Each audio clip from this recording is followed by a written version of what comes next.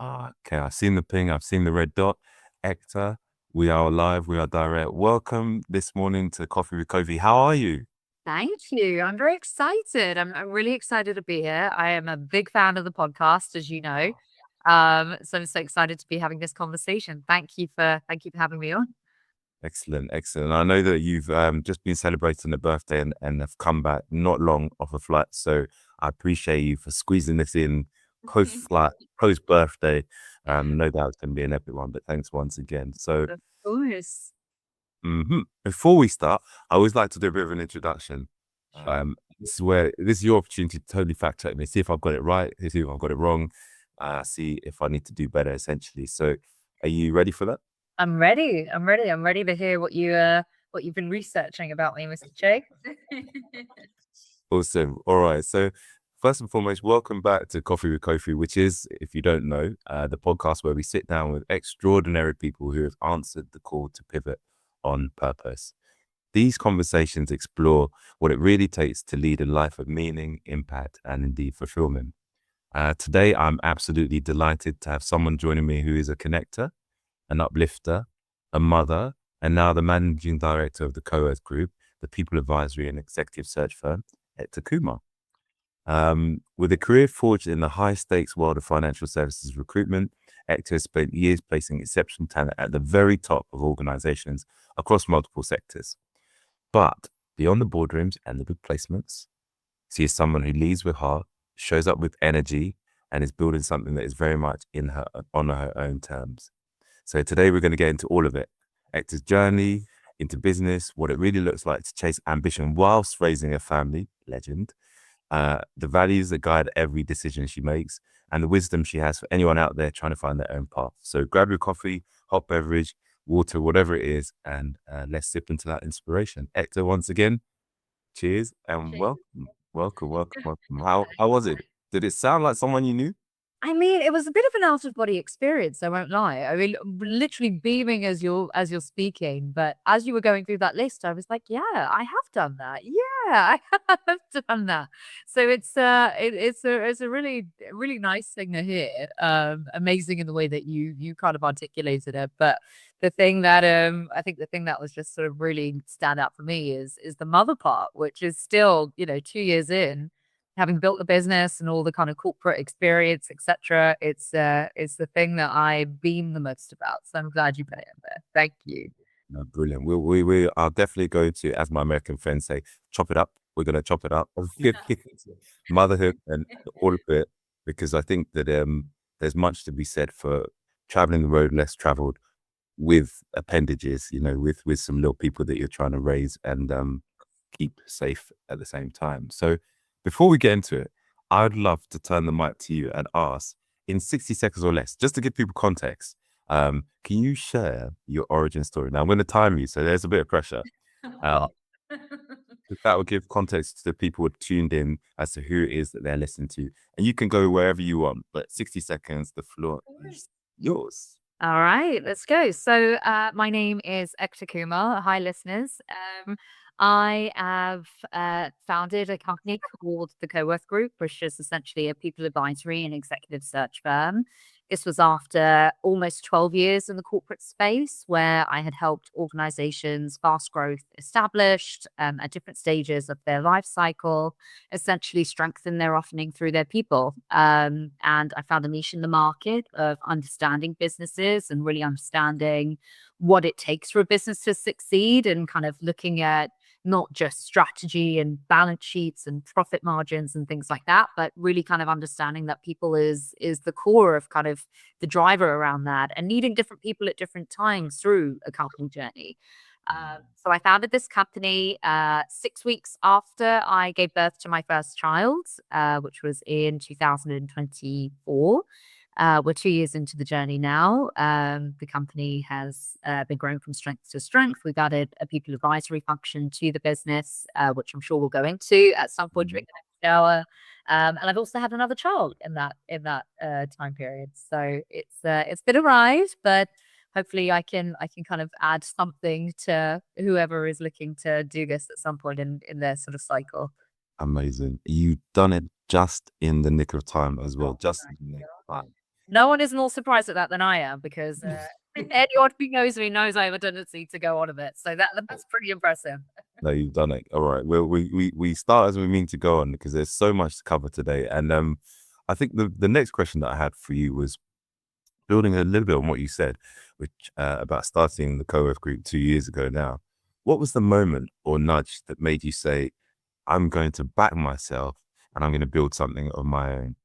Yeah, do you know, it's funny. I've always had it in my mind, if I'm being honest. I was brought up around entrepreneurs. My dad is a business owner. My husband is a business owner. I've kind of always really loved the idea of running my own business. But, there's a lot of things that you have to think about when you're looking to take that jump. Am I secure in my personal life at that point? Have I had enough experience? Do I have a brand? Do I have a client base? There's so many things that have kind of always been at the back of my mind, which have kind of stopped me from taking that step in the past. Yeah.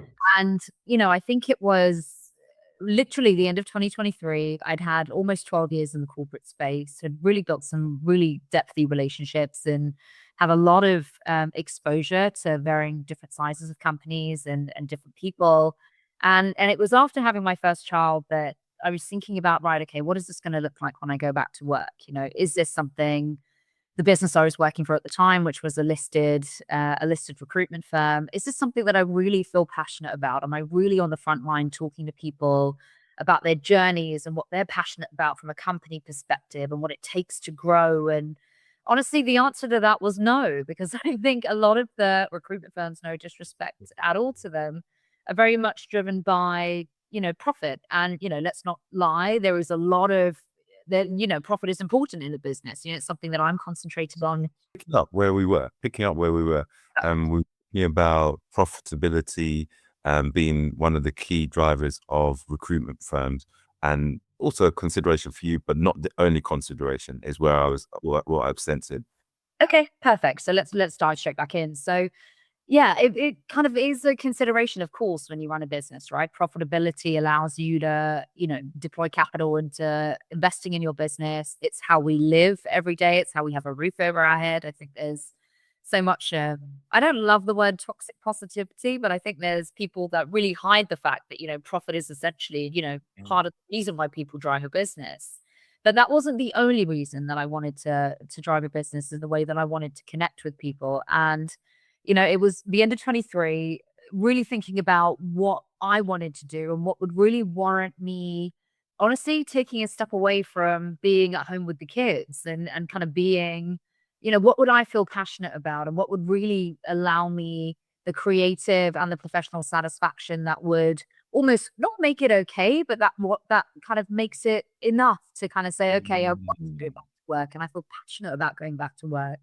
And the long story short was that kind of rejoining this firm just wasn't the right thing. And I kind of was sitting there almost dreading, the clock was counting down and almost dreading the fact that I would have to kind of go back and, be in an environment where I really just didn't believe what we were doing with companies and kind of how we were approaching that market. So it was a really, really big leap of faith where I kind of sat there and said, okay, let's talk about the realities here. I've had 12 years in the industry. I've got a bunch of clients that know me, have moved with me no matter where I have been, and really invested in me and my journey. I, in turn, am very familiar with them as a business and I understand their operating models. They act as a good training ground for me to really kind of expand the offering of this business. And it kind of just meant that actually, you know what, I feel like this is the right time to do this. And it kind of really, honestly, it was really the circumstance that really pushed me into it and said, okay, what are you feeling passionate about? What are you gonna really want to go back to? And actually building something from the ground up for me was the answer to that. So that was really the impetus. What am I gonna really want to invest my time and energy if I'm gonna step away from being with the kids and I'm not gonna be there every single day? It's really got to be something that I believe in and really relate to, That's um, fascinating. which was the impetus Absolutely. for me. No, that's fascinating actually, and I never knew that was the reason behind it, because I think looking back now, when we worked together, do you actually remember how many years ago that was? Because I was trying to do some quick maths. Way too many. I don't think it was almost a decade. I think even maybe more than that. No, when we first met was about 13 years ago. I think 13 years. I think so. I think we're on about 13, 14 years since, I think. And at that time, doing what we did, I didn't know necessarily that that was what was going to be the calling for you. But I suppose the organization at the time that we were both fortunate to work for was focused on quality of service, being market leading, etc. And so, look, I think it's fantastic the way you've explained your why, which is essentially you've got a big pull factor to keep you at home. So if you're going to step out into the world, it has to be something that energizes you, motivates you, and makes you feel that you're going to make a difference for. So that's cool. And one thing about the Coworth Group, it for me, the bit that I do know is it seems to sit at a very specific intersection of relationships. Um, the relationships of people, finance, but also trust. Um, Building on what you said a bit more, what gap did you see in the market that perhaps others weren't filling that compelled you to do what you're doing now? If that makes sense. Of course. I mean, I think it was, like you say, the intersection between trust, long-term relationships, but also understanding that businesses go through different phases at different times. A startup business and the issues that they're facing, the infrastructure they might want to build, the operating model that they want to put in place is very different to kind of be almost fit for purpose for maybe a company that's going into a listing or going into international expansion. So I think it was really understanding that there is a cross section between the type of person the company is looking to bring in and the time scale that the company is looking to bring them within. So it's looking at the difference between, as a business, what are our goals in the next 18 to 24 months? Where are we in our journey? And it's really mapping out, okay, from start to finish, this is phase one of our company. And that warrants us having this type of person, this type of profile, this type of regulatory issue, this type of, kind of C-suite attached to it. Versus if you then fast forward to maybe when a company is perhaps maybe more profitable, or they're going through an international expansion, or they're looking to list, or they're looking to, kind of diversify Mm. their offering with different products. It's then knowing that they are going to look for maybe perhaps a different type of person in that part of their journey. So it's kind of, for me, the unique offering is sort of being strengthening the company no matter what journey that they're going on at that period of time. And that's essentially where the people advisory offering came from, because a lot of the time we hear about perhaps sort of fast growth companies that are going through establishing a footprint, and then they U-turn on their product offering, and then all of a sudden people are, being made redundant and they're off-boarded, etc. And I think there was a real, like you say, a gap there where it was sort of, okay, there's a way that those two things can kind of marry up, and there's a people advisory part there where you can coach and you can develop and you can perhaps arm teams and companies and people to kind of go along the same journey as a company is going along, rather than just sort of say, okay, this is the defined territory that we're looking to hire within, and that fits us from year 1 to 5, but it may not fit us from 5 to 10. I think there's an offering that we provide that sort of really lays on top of that company framework and lays on top of that company journey from a strategy point of view, that allows us to coach and develop people through the time period that the company is going through at that one given time. So that was Mm. essentially where the gap was from my point of view, because I think there was a lot of focus from perhaps some of the recruitment companies that I've worked for in the past of bringing in, it's all about the external. How do we bring people into the business, and how do we onboard them who are externally at the moment into the business, which is all well and good, but no one's really looking at, I guess, the business that they come into and the team that they come into, and what that does to the dynamic, and what that does to the progression opportunity, or what that does to the different period of time that the business is going through. So I think the MO, or rather kind of our offering in the market, is really getting under the skin of the business itself from the first instance, not just the team, the hire, the job description, all the typical kind of buzzwords that you hear around the hiring process. It's getting under the skin of actually what is the business looking to achieve in the next couple of years. Therefore, what does this team need to look like in the next couple of years? And then boiling straight down into, okay, then for this specific hire, what does this person need to look like over that period of time? Mm.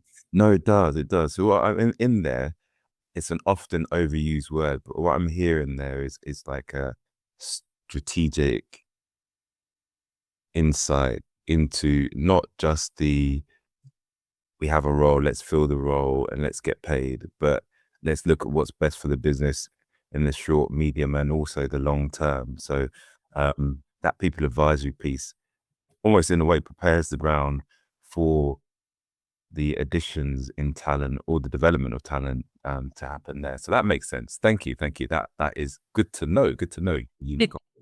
And with your career path that you've been on, I knew some of it, but obviously we lost touch for a while and you were doing other things. But how did all of that sort of prepare and arm you to be ready to say, right, now is the time? Because life events were happening, right? You got married and you got kid, and then now is the time. So what are some of the building blocks in your career that has helped you to have that confidence and have that faith that this was the time to do it 2 years ago, It's funny because the journey wasn't really a straightforward one to where I've kind of ended up now. It's not that I was doing this for another firm and then I said, okay, I'm just going to go off and set up on my own because I've been doing this for X amount of time. I mean, as you know, because this is obviously where we met, I specialized in tax at the beginning of my career. And that sort of was for a boutique firm that were fantastic, really on the ground and on the pulse of sort of an area that was developing really quickly in the market at that period of time.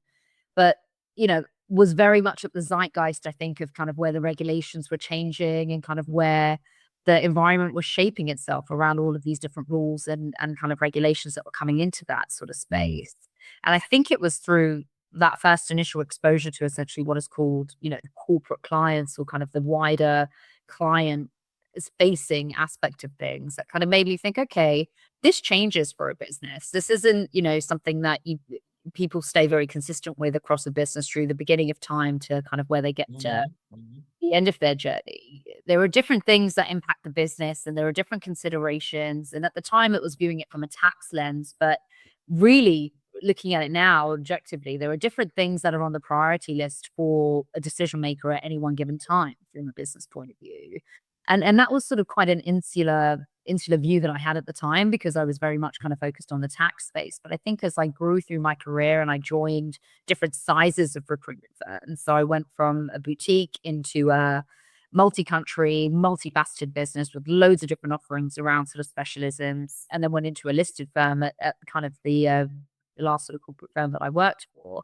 I think I was kind of coming across people in all of those different firms that were doing very different things for a business and catering to very different sort of verticals within a business, whether it might be governance regimes or compliance regimes or operating models, that there wasn't really somebody sitting at the helm of that who really understood how all of those things sort of fit together. It was very much kind of a lot of verticals that sort of specialized in a lot of different areas within the recruitment piece, but there wasn't really somebody sitting on top of that sort of saying, okay, then that's how we understand how all of these different pieces, whether it's tax or compliance or whatever you specialize in, come together. And this is how it sort of forms strategy for a business. And this is how it drives growth for a business. And I think that's where the initial idea came from, really, because it was understanding that actually, as a business owner, and that might have been, people that I was surrounded by, yes, of course, they care about who's sitting in their compliance team and who's sitting in their tax team or who's sitting in their front office team. But they care about how all those things come together and then drive the mission of the business forward. They don't see it from a vertical point of view. And I think that was essentially what was missing. There wasn't somebody who could, tie all those strings together from a people point of view and then communicate that to a person who is responsible for the growth, whether it might be managing director of a certain country or territory or be a CEO of a business. There wasn't really somebody in the market that was able to tie all of those independent strings together and communicate that around, okay, this is how that matches up to your strategy as a business. And this is how it's going to help you essentially get closer to your goal as a business. So that was essentially the building block, I think, of kind of where the idea and kind of the training came from me. I think personally speaking, how did I arm myself to kind of get to this point? It was really just going into every conversation, every room that I could get into. Sometimes kind of forcefully, sometimes at the behest of kind of maybe some of the people that I was working with and the annoyance of maybe some of the managers I had to be like, can I get into that conversation? Or can I come to this meeting? Or like, who are you talking to tomorrow? Or what are they doing? And Mm. just being a sponge as much as possible and getting myself into as many conversations as I could around what is it that makes these businesses tick? What are they looking for in terms of the structure of the business and developing from the ground upwards? And what are they looking for in the first 5 years? What are they looking for in the next 20 years preceding that? And I think that, I guess maybe the building block is called inquisitiveness, I guess, and kind of how it arms you. That kind of want to ask questions, I think, is kind of one of the major building blocks as to kind of what got me to this point now. Powerful stuff. I think it's inquisitive, being curious, same words of this, just different. But I suppose that willingness to put yourself in a place of being the novice and acquiring knowledge is something that has stood you in good faith, really. Thi- Thinking about, I mean, obviously over the years now, you've built an impressive network of contacts, relationships, dare I say it even. Which came first for you? Was it the relationships or the business model of delivering? Because I suppose it's hard to know sometimes, is it? Like, people buy people, yes, but also people work with people that deliver for them too. So which would you say was probably the leading edge of what got you to where you are now? The ability to build relationships, or was it the ability to deliver initially? Yeah, that's a really interesting question. I think we're a business at the end of the day. I think the Coworth Group is predicated on a high delivery service offering, which means that when we're going into a room or when we're going into a conversation, a lot of the time, the hat is on of a business head. We are essentially a business that want to understand businesses and want to understand operating models. So I think, the two aren't necessarily mutually exclusive. You're right. I've built a lot of big network up. I've got a lot of relationships in the industry, but I think that is off of the back of being able to deliver for people and being able to Mm.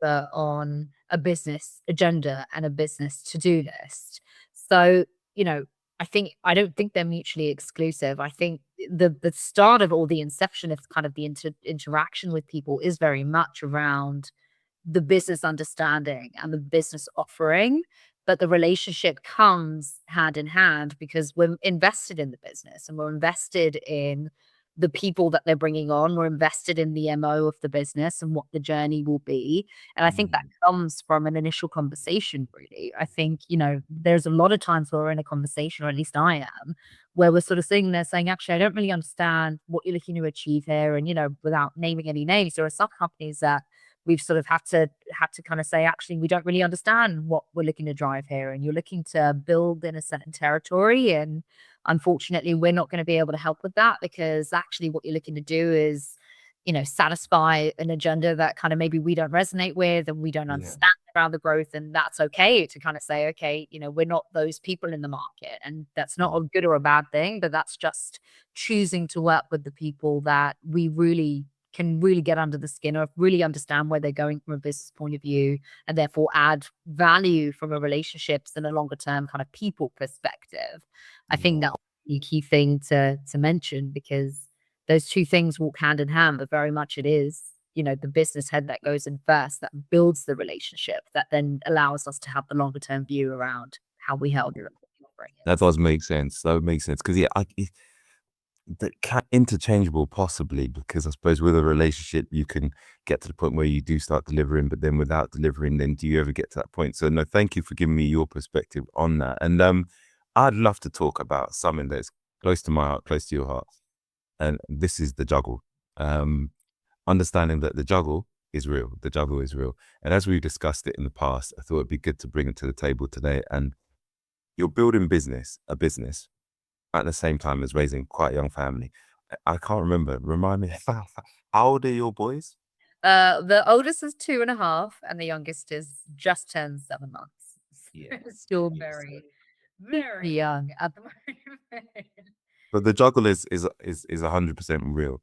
Um, I'd love to talk to you about the juggle. Understand that the juggle is real. And I know we've discussed this in the past. In fact, we discussed this before we even started. You're building a business and raising a family with two young kids who are 7 months and 2.5 years old. That's right. That is Yeah, right. your memory's still working. Let's be honest with us. Be honest with us. What does a hard day actually look like, and how do you keep yourself going? I think it is really important to be honest about this sort of stuff. I mean, it is hard. It's very, very hard. And it's different on each day. You know, some days you think that, okay, I've got it and we've got a routine and everything is falling into place exactly as it should have done. There's probably one of those in about a million of days where I'm like on a call and then you can hear a scream in the back, or like, we get a call from the nursery and I'm on the way to a meeting and they're saying, oh, somebody, we had this last week. Oh, he's got a red spot on his arm. You might want to just check that it's not chickenpox. It comes with the territory. Here's the thing. I think the first thing to kind of appreciate is that running a business is not the same as being an employee somewhere. It's very different. I've worked for three different companies, all different octanes of stress or pace or interest, etc. And there is an element of being able to log your annual leave and take those 25 days off, or come back at 8 in the evening if you're full pelt, even if it is super stressy time, but you get to kind of lie down in bed at the night and sort of take a snooze and wake up the next morning and don't worry about anything. I think the reality of being a business, especially one that's sort of still only 2 years into the journey, you're on 24 hours a day. You are on at 6 in the morning before anyone in the house wakes up. I've just come back from Greece. You're on holiday. I did a call in the airport literally yesterday with horrific reception in Zakynthos Airport because I had a client that wanted to have a discussion about a process that was ongoing. You are on all the time. And I think to then put that into the mix with two little kids who are also on all the time and but what your attention is definitely hard. There isn't a right or wrong way. We have a lot of help, which I think is really important to acknowledge. We have grandparents around, we have help in the form of nurseries and things like that to give us maybe some structure within it. But I think for me that the key really has been just sort of being present in the moments that I am either in the role of a mum or I'm in the role of managing partner for the business that I'm building. You can't have both at the same time, and that's the reality of what it is. So I think it becomes around being very scheduled and very defined around what you are doing, and things will come up around it. Like I say, I absolutely didn't expect to be on this call in an airport yesterday. I actually, didn't expect to get a call on the way to a meeting saying, look, he potentially has chicken pox. Of course, things are going to come up around it. But I think if you set, or at least how I've sort of seen the success here, is that you set the framework of this is what my day, week, month, the next 6 months are going to look like. And, that is what we're talking about for me anyway, because I think having that sort of structure there helps me. Then when there are blips in the routine or there are certain life things, as we know, that come up, you're able to manage them in the best way that you can, knowing that, the minute you deal with this immediate fire on the personal front, because the kids always do come first in that situation, you're able to then make up the time or do whatever you need to do around that. That kind of is what has helped me do it. But I do think it's important to say that it is hard. I think we're in an environment at the moment where people don't really talk about that so much. And, it's all about the successes and the clients that you knocked down and the doors that you've, burst through and the mountains that you climbed. But I guess no one really sees. It's almost like, you see a swan in water sometimes. It's sort of all very chilled at the top, and you're seeing all these beautiful like LinkedIn posts and the success stories, and there is a lot of that, of course there is, but no one's necessarily looking at the times where you've gone to a meeting and you've had like some sort of formula like all over your arm, or I've had a situation where I've got onto a call and I've like given my son a hug because he's crying because he's fallen down, and I've gone straight onto the call and I've not realized that like the eyebrows up in the, in the echelons, or the mascara's kind of gone everywhere. So no one's really talking about that stuff as much. And I think that's really important to acknowledge, because it is hard for sure. It sounds, and I think it sounds like you found a way. And what I was picking out from what you said was really knowing what your priorities are. So obviously the boys will come first, but also being present in whichever role you intend to be in. And then the third thing I picked up on was a bit of structure. So it wasn't structure for a day. It was like, I think you mentioned, a day, a week, up to 6 months even, so that if you do get a setback, which will happen, then you've got sort of a plan in place that will help you sort of get back on track. So those are the three things that I sort of heard were helpful to you. Did I pick them out correctly? Just so. 100%. I think the main thing out of all of those three things is just being present in the role that you're in at that given time. I think that's really important. This is not an easy thing to do, right? You can't do this half-assed, building a business, let alone being available to the people that you are helping to build and helping to develop in terms of a team perspective. It's not easy to do this job half-assed and kind of to be focused on something else while you're having a conversation about sort of what people are very passionate about and building their own business. That's impossible. So I think for me, it's really just being able to put on different hats, and that's okay to do for me, so long as I have the structure around my time and understanding about what this looks like. I travel a lot for work. It's impossible to be able to do that for me anyway without knowing, okay, where am I going to be on this day, or what is this going to look like, just in terms of the logistics and the practicalities around it. So I think it's structure and it's being present, being the main two parts of that. Well, I like that a lot. And something around that speaks to me about a recent gardening observation that I had. Okay. Stuff. All right. I'm gonna make this line. Bear with me. Scratching my head now. So I've recently started growing things in the garden, and one of the things I've grown is a sunflower. Have you ever grown sunflowers or seen them being grown? I have seen it being grown. I have the lifespan of, I want to say, about 3 days of keeping anything other than my kids alive in this house. So I will hear you. I will take your lead on as This is not a you and me story. This is one that I'm just gonna just drop. Right. Um. So just watching the sunflowers grow. So initially they start off quite small and weedy, and then I've actually planted them directly in the soil. And over time, with the weather that we've had, with the sun and the rain, and the sun and the rain and the wind, they just shoot up. And you wonder, because they're quite lanky and weedy, how they'll make it. Because at one minute they get absolutely buffeted by the wind, the next minute it's the rain, and then the next minute the sun's up, and then they're sort of correcting themselves and going up. And it made me think a little bit about what you're saying. Tell me if you think this is true or false. But the buffeting and the challenging conditions are a bit like life events for someone like yourself, myself, doing what we're doing. And without that, the roots of the sunflower don't get to be as secure and as solid as they are to withstand future buffeting, however that may come. And then you have this sort of stake that you put in behind, like a bamboo cane, just to offer some extra support that you tie it to. So you've got deep roots, you've got some support, and over time, the flower goes and opens because it has managed to reach its potential, not easily, but through the trials and tribulations of the different weather systems. I just thought it kind of relates, but tell me, am I clutching here, or does it sort of resonate a bit? No, you resonated a lot. I mean, I think, I guess the point of this sunflower and all of that thing around is the support, right? Like, and all the things that are happening around it, other things that create a stronger foundation and kind of give it the opportunity to flourish. And I think that is true. That is true in my case. And I'm pretty sure any founder that you speak to is probably going to have the same takeaway, in the sense that the journey isn't always, a straight up kind of shooting graph of success. Actually, it's a lot of kind of the lows and the highs, and then you think you're climbing up, and then you get a knock, and it's those moments, I think, where you do obviously sit there and you sort of say, "Oh my God, what have I done? Like, why did I do this?" And you have that day to just give yourself the space. I think that's really what I've learned through this journey, is like, it's all right to just take a beat to say, oh, why did that happen? Like, what happened here? What is the takeaway? Or the other side of that, it's like, actually, I kicked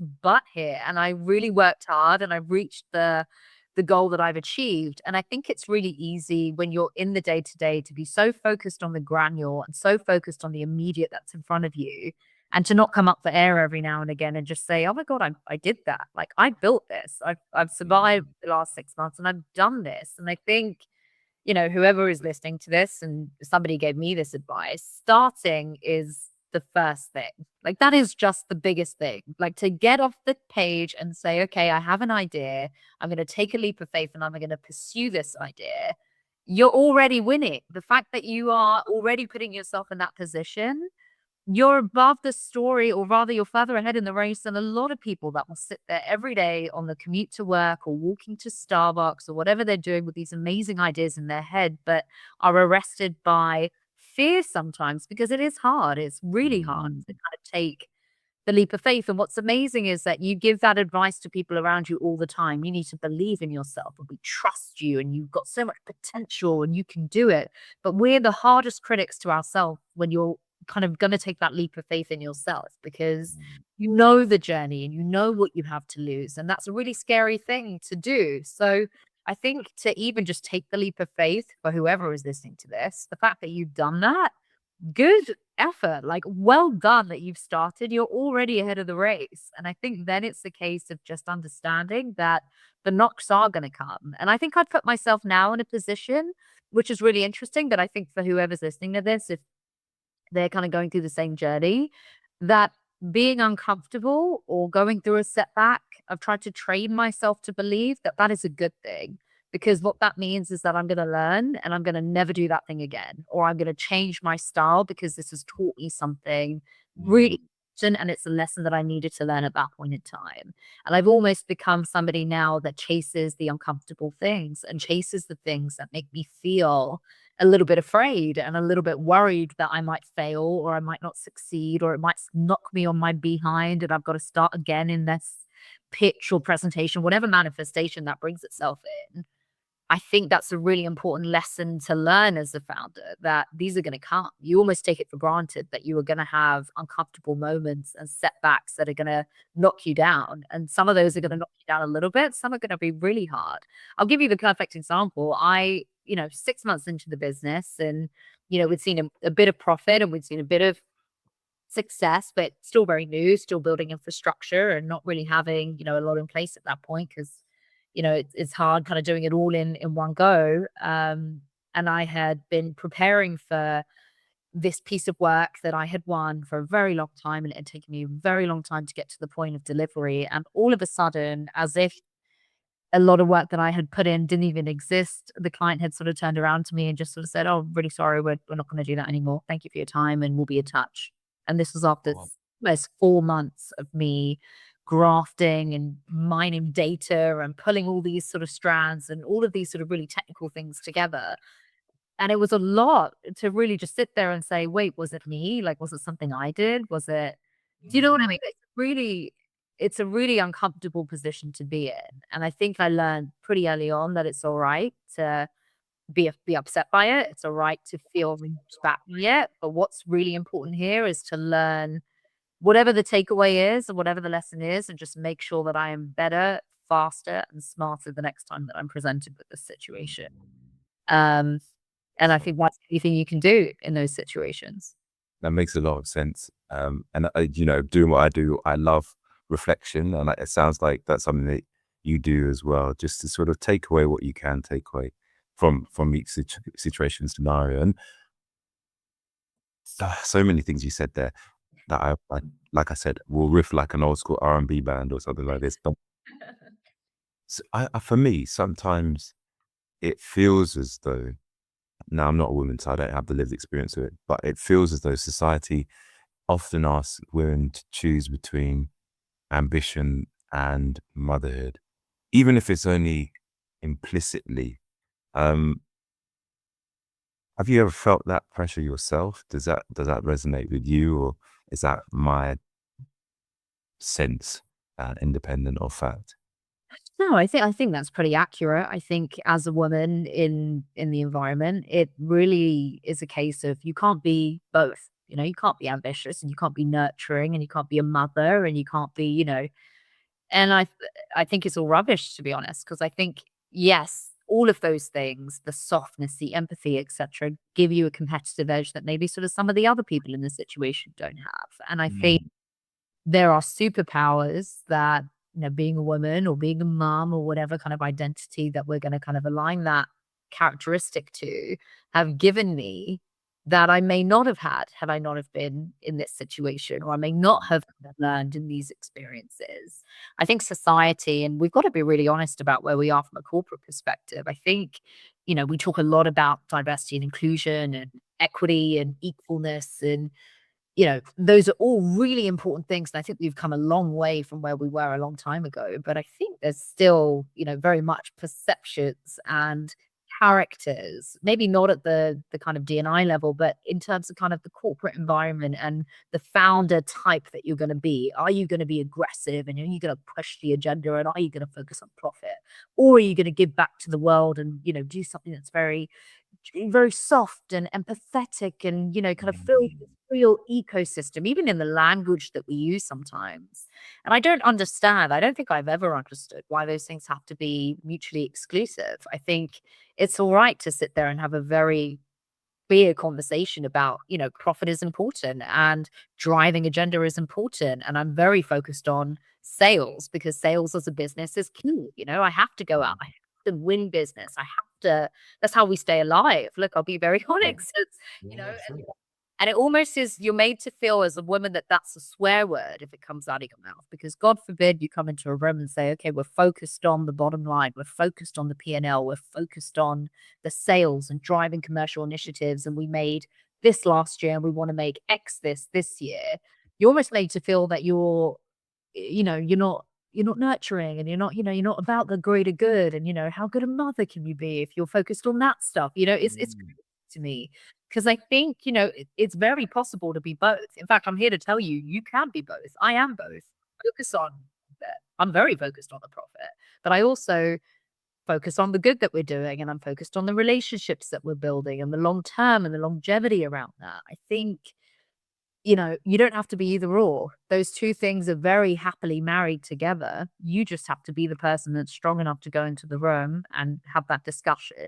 And I've got to put my hands up sometimes. I haven't been, I think especially when I've been pregnant with both of my kids, I felt really nervous around telling people sometimes because, you're worried that people are gonna judge you in a certain way, or they're gonna say, "Oh, she's just gonna go off and be a mom." I've had people say this to me, "You're just gonna, go off and be a mom and be focused on that mum thing." That was literally the word that the person, or the phrase rather, the person used.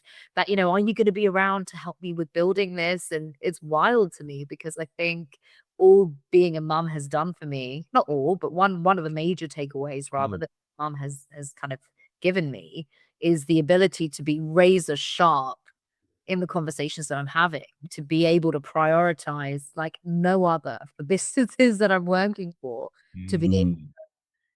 marry longevity and relationships and all of the empathetic side that being a mom and being a woman has given me with the commerciality of a business and a P&L and L and a strategy. It's not, to me, it's not mutually exclusive. Those two.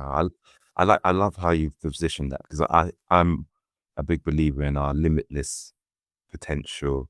Um, and when done authentically, we are capable of some really remarkable things. There's something that does still to this day sort of bother me a bit, which is the sort of that perception or the perspectives that there are predefined roles that we must have. And I think sometimes I've observed the byproduct of that being the impact on confidence for females in the corporate setting or as founders, in terms of there's a lot of interference that they sometimes seem to need to get through or get past or get over in order to really let their light shine, brightly and be like, right, this is me. I'm doing it. Is that something you've ever felt yourself? 100%. I think that will bring it down even further around, I guess, my own lived journey, which is having a baby and being on maternity leave and the run up into maternity and all the things that kind of come with that around how companies or what my experience is of kind of worrying about, can I marry, what is a very kind of sales focused industry and kind of very relationships focused industry, which takes a lot of time and effort, not just in the, we can't even call it 9 to 5 anymore, can we? 8 till 6, all the hours outside of that. And kind of what is my journey going to be as kind of a mother when I marry up those two things? I think I've definitely had a personal reflection and a personal journey around what my relationship to work and build and environments and things like that are like. I think a lot of that is kind of silenced in my mind around knowing what I'm doing. And that sounds very basic, but kind of taking it really back to base roots. Cause I think you can have a lot of conversations that get you mixed up around what a founder should look like and what a entrepreneur needs to look like and what a successful business person needs to look like. Right?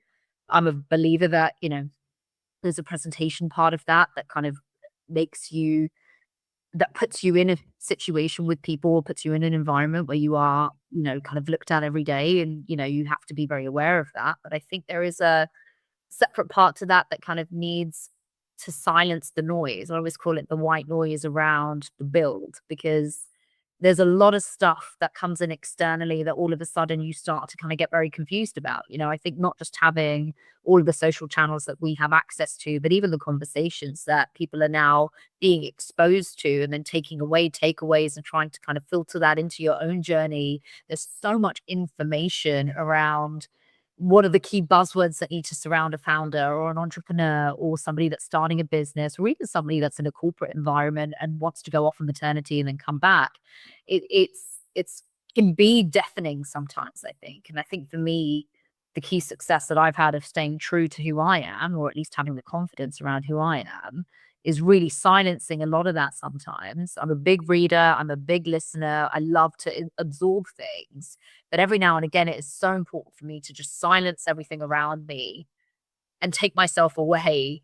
I was gonna say Mm. a cold, dark room, but it's not that dramatic, but take Yeah. myself into a room or take myself away from a situation and just really boil back down to why am I building this? Who am I as a person who is on this founder journey? And what do I want from myself? What does personal growth look like for me? What does personal growth look like for my family? What does personal growth look like for my company?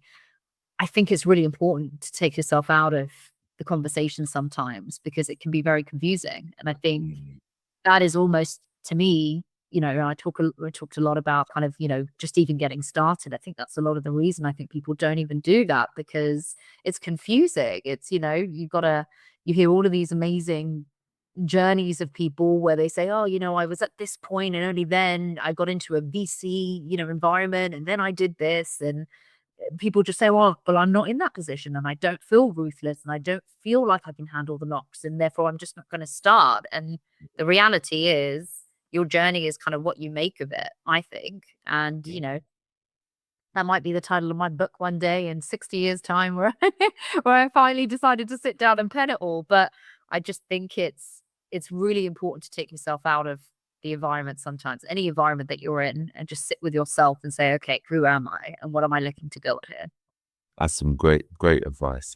Again, building on the reflective practice, but I think also just closing the noise around you so that you can really get back to yourself. Because I think that's the thing. The way 1 in 8 billion, the way you're going to do something is not the same as anyone else is going to do it exactly, right? There are models that you can follow and but no one else has exactly the same lived experience as you do, all the same career exposure as you've had. So how you put all those together with your personality, with your priorities is what probably sets many of us apart, including yourself. So thank you. And just thinking about that, I just want to touch on the legacy piece a bit because with the boys coming up and they'll be going to university or doing further education or something before we even know it, what do you want your children to take away from watching you build the Coworth Group?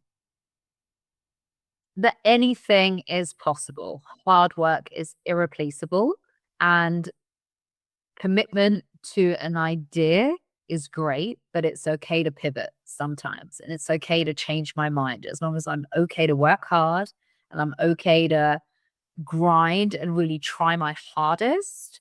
Mm. It's all right to go forward with one idea and change it to the next. I think we become so engrossed with this was my idea and I need to kind of really deliver on that. But all of the facts around us are telling us that maybe that isn't the right idea. I'll give you the perfect example in a lived experience for me. Winding the conversation right back to the beginning, the Coworth Group was an executive search firm I saw the gap in the market. I knew what that was, but because of my experience over the last 12 years of thought went behind, okay, when I set up my own executive search firm, this is how I'm going to do it. But, it was very real to me that as I was going through time to sort of say, okay, but what do I offer that's different to anybody else? And yes, okay, clients and lived experience and a transactional record and all those things are important. But what is my edge? What is my competitive edge here? And I think I realized maybe at year like 10 of my career, maybe even at year 8, even though I was hearing all these conversations around me, that to just focus on the executive search part was just not going to be enough to be able to go on and Mm. help myself. And that can be really scary sometimes because when you've committed to an idea for 8 to 10 years, to kind of sit there and be like, oh, actually, this may not be the thing that I take the leap for. I've got to have something else to my offering that kind of allows me to warrant making that leap. And that's where the people advisory business came from. So I want the kids like to really know on that point of legacy that hard work is king or queen and there is no substitute for that. But it's okay to go headfirst into an idea and really give it your all and really dedicate your energy and your time to something. But then it's also really key to understand when that may not be the thing that launches you into kind of where you want to be. And then to pivot or to diversify or whatever word we want to use there is all Mm. right. Or to even just say that all the data is telling me that this is not going to work. So I need to change direction and I need to change to, stay alive in this game, if that makes sense, is okay. And it's all right to admit that to yourself. It really does. It does. And it for me, when you say that, it reminds me that this journey of life that we're on is really an adventure. It's an adventure, it's an exploration. Um, it's us becoming, and when you talk about the pivot bit, that's the bit that really gets me. Maybe because I talked about it in the intro about people who pivot on a purpose, but within your pivot, you've also pivoted again. Yeah. It's allowing yourself and maybe not getting caught up in your identity and your ego that this is what I'm going to do and this is what I'm going to stick to, but saying, right, I'm on an adventure out here right now. What I thought 5 years ago, what I thought 10 years ago may not, probably should not be the same thing as I think today. So if I get new data, if I have a new desire or feeling or passion or whatever it may be, that actually I could evolve in this way, then go with that. And I think that's useful, not just to your kids, to me and to anybody else. So thank you so much for that. I think it's so Lovely. I think it's so important. Like I don't think launching into you gotta have a plan, right? And I think I'm gonna boil that back to not just personal, but also from a business perspective. To pivot all the time is, you've got to still have a plan around your I guess a rough idea of where you're going. But I think the kind of pivot is key in the sense of being able to be self-aware and being able to kind of say, okay, something isn't working out, or I don't have a unique offering, or I'm maybe not ahead of the game in terms of a product that I'm developing or whatever it might be. And to be able to change that takes a lot of guts because it's hard. Because when you've done, you had a long track record and going in one direction and you've kind of built your confidence around knowing that direction. I had a conversation with a business recently, actually, that sort of developed a product and were full gusto ahead and then realized, my God, AI can do exactly this for a business. So it was a case of how do we pivot that and how do we work with kind of what is available to us, and that's a really scary thing to do, but I think it's crucial because what is the other side? You carry on going down the same route and then you realize, or you waste another 4 or 5 years on this journey just because you've committed and you found your identity in this one space. I think it's really important to just know that it's okay to pivot with purpose is kind of, I guess, the phrase you used, which is I'm feeling that. I'm feeling that. You're on brand. And I can't believe, like, I must just quick time check because we have been flowing. I knew we would. I knew we would. I'm sorry, all the interruptions from me as well. I just you just can't Listen, plan it. it's okay. Like I said, the juggle is real. I was talking about the kids, but then, there are life admin things to be done when things are broken and they need to be fixed. And people decide now, during our podcast recordings, when they're going to come and do it, I welcome, know. welcome. You've got to be gracious and understand that it's for the greater good. So all good, all good. But do you have time for maybe two more questions? Yeah, I'm good for time. You go at Yeah. me, Mr. Che. I am here for you. All right. Excellent. So I'm thinking about my penultimate question that I'd ask you. And I think it's kind of going hand in hand with the advice that you give to the boys. But for someone that's sitting at home right now, who perhaps is feeling stuck or uncertain, or perhaps in a role that pays the bill but no longer lights the fire. I mean, you were there at the point. What's the first and most practical step you tell them to take? Plan it out. So before you do anything, sit down with yourself and plan out the 5 core pillars of what I believe a business is about, or whatever your purpose is. I'm saying business because that's what I did, whatever your purpose is. There are 5 key things around that. The first are the reality checks, right? Let's call it logistics. I want to pivot. I want to change. Am I capable of doing that given my personal environment at the moment? Given my situation at the moment, does that allow me to do that? Now, that means different things to different people. That could mean how much do I have in the bank account? That could mean do I have a life event coming up? That could mean health things. That could mean anything. But it's really important to give yourself a reality check around, is this the right time to take a step into whatever it is that I'm doing that's different to what I'm doing at the moment? That is the first thing to do. The second thing is the what. What is it that I want to do? And I do this every year. In fact, I have a bi-yearly check with myself in this cold dark room that I've talked about that I've talked about earlier, which isn't really a cold dark room, guys, so don't feel too bad. But it's a what is it from a personal, a professional, and overall perspective that I want to do here over the course of the next 6 months, over the course of the next 12 months, over the course of the next 18 months. Being really honest with yourself, I think, is the key when you're kind of answering that. What is it that I'm looking to do here? And I think it's really good to just brain dump onto a piece of paper around what that is. That could be, I want to turn over X amount in the next 6 months as a business. That could be, I want to play the flute in the next 6 months. That could be anything. But I think it's got to be really black and white in front of you to be able to sort of get any commitment from yourself around pursuing that.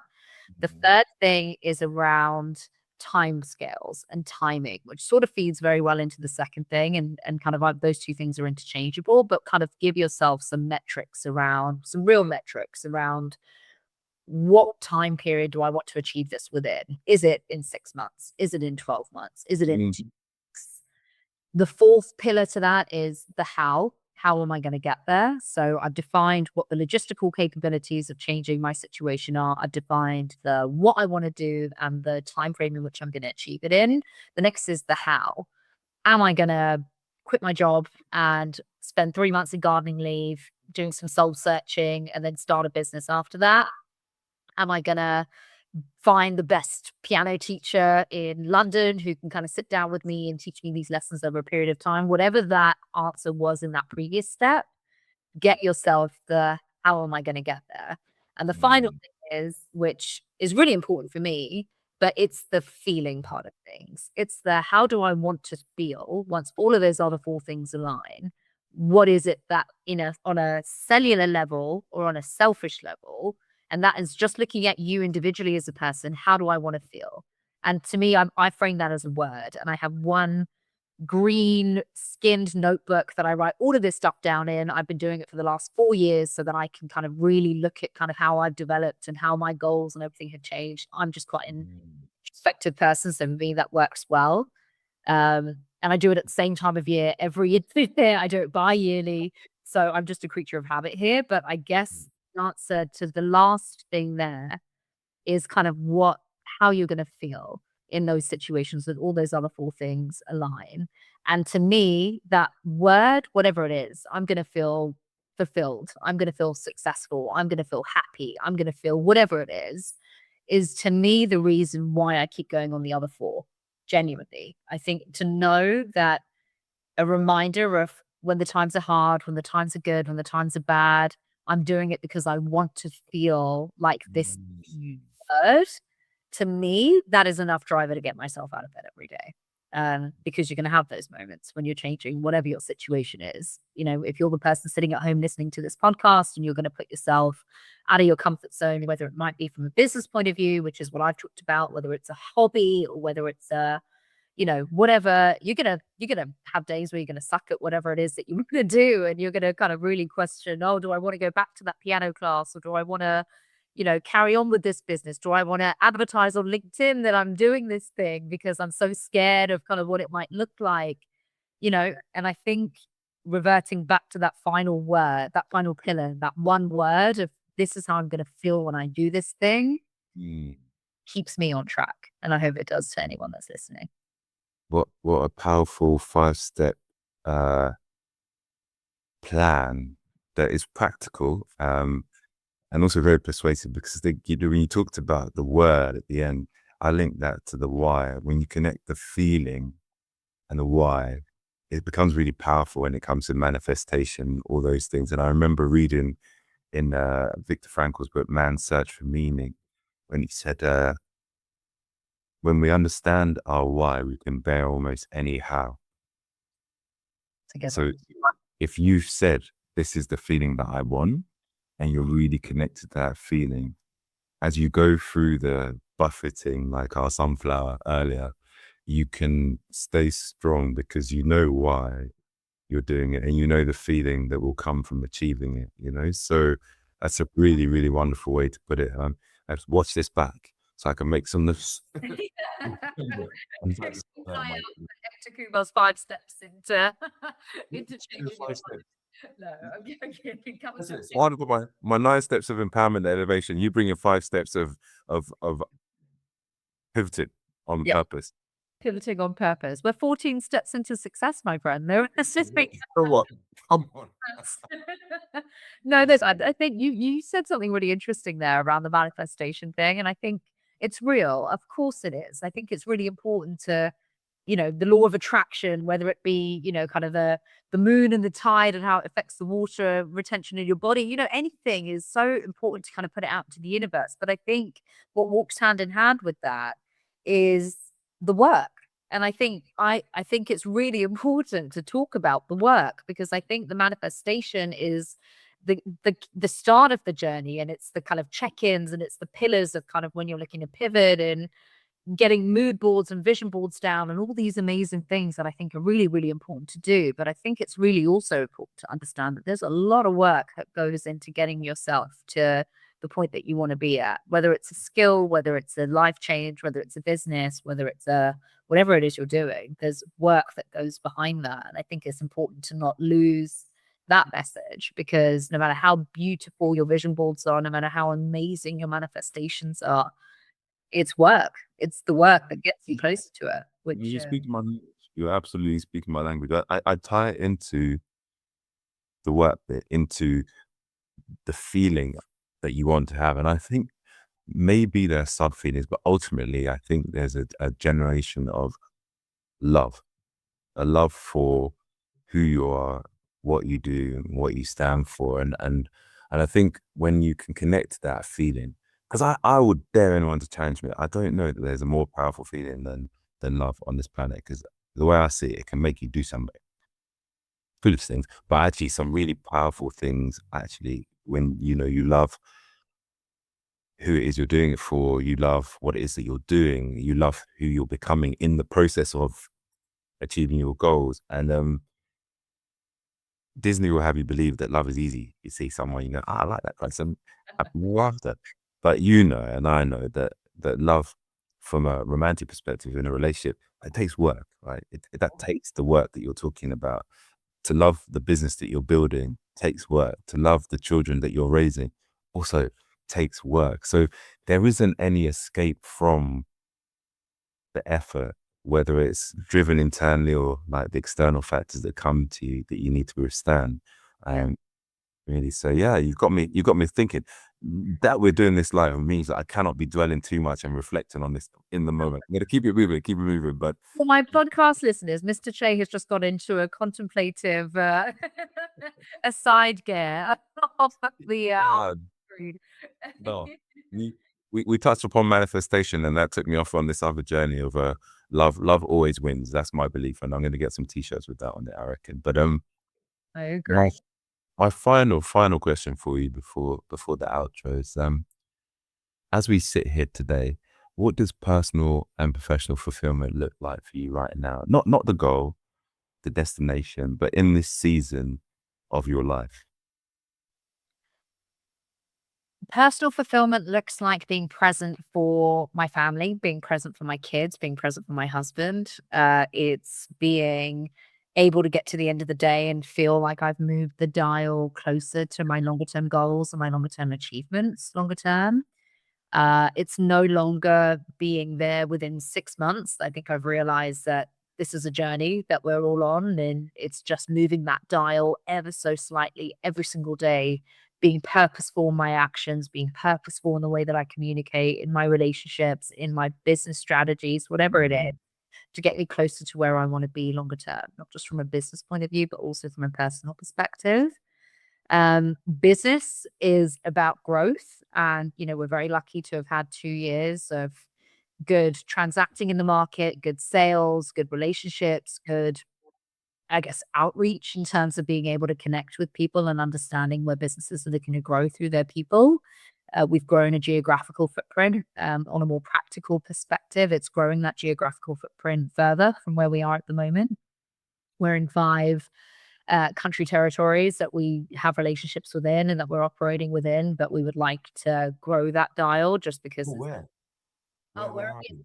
so we have a big presence obviously in London, the UK, which is home. UK also expands into Dublin, which is a big part for us. Luxembourg, we do a lot of work in. The Middle East, we do a lot of work in. North America, we've started to do a lot of work in as of 12 months ago, which is really exciting. And France is another one that we're doing a lot of work with at the moment. So we would like to expand that purposefully, but alongside the offering that our clients are growing across the other territories. To expand the networks to those territories would be great for us. To start to kind of further develop the offering and kind of depthen the, I guess, understanding of the businesses that we have are really important to us. Mm-hmm.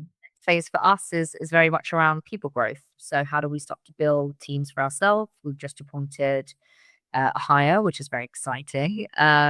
Really, really exciting actually. And how do we kind of further that footprint over the course of the next sort of year? Is kind of on the agenda for us from a business point of view.